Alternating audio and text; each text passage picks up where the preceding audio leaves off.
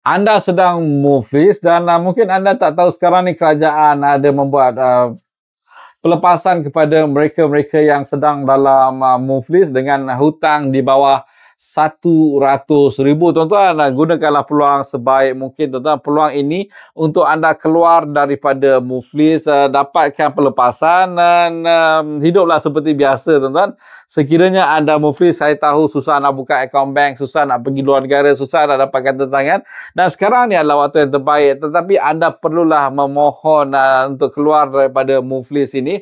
Dan sekiranya anda nak tahu macam mana caranya, boleh terus pergi ke insolvensi ataupun anda boleh datang ke pejabat Mylon ataupun mendapatkan laporan pelapor kredit anda melalui mylon.my dan tanya kepada kami bagaimana cara untuk anda keluar daripada muflis itu, tuan-tuan. Mylon adalah sebuah syarikat konsultasi kewangan dan konsultasi Mylon adalah berdasarkan laporan pelapor kredit anda, laporan Secrecy Tos Experience PK dan Nangasa. Dari situ kami akan advise anda apakah langkah yang terbaik untuk anda pada ketika ini. Dan seperti biasa dengan Mylon, pinjaman anda menjadi lebih mudah.